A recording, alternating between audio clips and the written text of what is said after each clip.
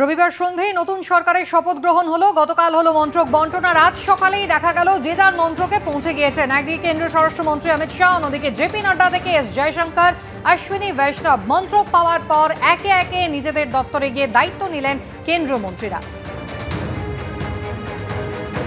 JP Nadda কেন্দ্রীয় স্বাস্থ্য মন্ত্রকের দায়িত্ব তিনি পেয়েছেন। আজ সকালেই নিজের দপ্তরে চলে গেলেন, দায়িত্ব নিলেন তিনি।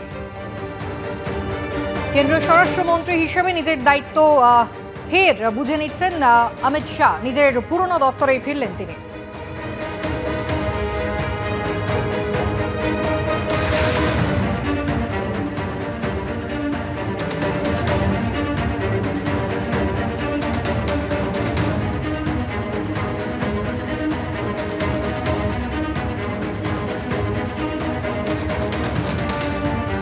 সুকান্ত মজুমদার, তাকে এবারে জোড়া দায়িত্ব দেওয়া হয়েছে। তিনি প্রতিমন্ত্রীর দায়িত্ব পেয়েছেন। একদিকে উত্তর পূর্বের উন্নয়ন প্রতিমন্ত্রীর দায়িত্ব যেমন পেয়েছেন, একই সঙ্গে শিক্ষা প্রতিমন্ত্রীর দায়িত্ব সামলাবেন। আজ নিজের মন্ত্রকের দায়িত্ব বুঝে নিলেন সুকান্ত মজুমদার। এস জয়শঙ্কর বিদেশ মন্ত্রীর দায়িত্ব এবারও তিনিই সামলাবেন। অন্যদিকে একদিকে রেল মন্ত্রীর দায়িত্ব যেমন ছিল অশ্বিনী বৈষ্ণবের, একই সঙ্গে তথ্য সম্প্রচার মন্ত্রীর দায়িত্ব তিনি সামলাবেন। এবং শান্তনু ঠাকুর নিজের আগের যে দপ্তর ছিল কেন্দ্রীয় জাহাজ প্রতিমন্ত্রী, সেখানেই কিন্তু এবারও দায়িত্ব পেয়েছেন তিনি।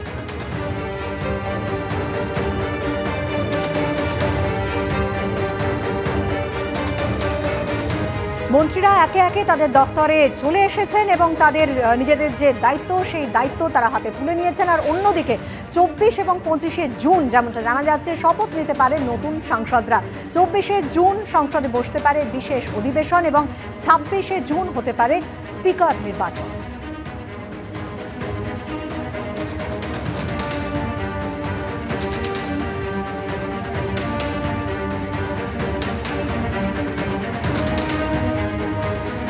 প্রথমবার মন্ত্রী হয়ে জোড়া দায়িত্ব পেয়েছেন সুকান্ত মজুমদার। শিক্ষা এবং উত্তর পূর্ব উন্নয়ন প্রতিমন্ত্রীর দায়িত্ব তিনি আজ নিয়েছেন। আর তার আগে আজ দিলীপ ঘোষকে প্রণাম করে আশীর্বাদ নিয়েছেন সুকান্ত।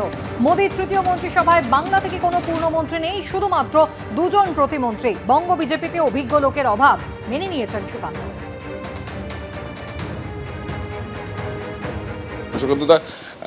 যে সময় আপনি শিক্ষা দপ্তরের দায়িত্ব নিচ্ছেন সে সময় রাজ্যে শিক্ষা দুর্নীতি একটা বড় ইস্যু।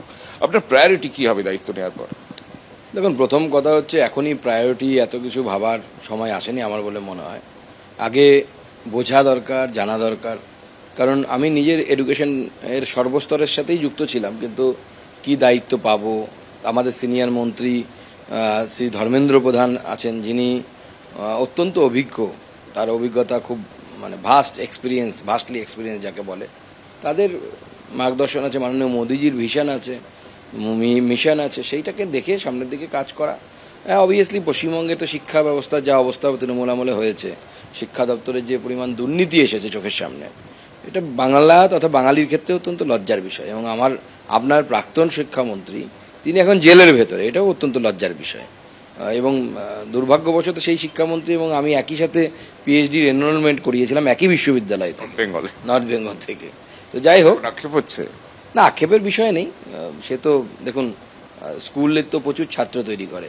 কোনো ছাত্র ডাক্তার, ইঞ্জিনিয়ার, মাস্টারমশাই হয়, কোনো ছাত্র গুন্ডাও হয়। তো কিছু করার, তো সেক্ষেত্রে তো কিছু করার নেই।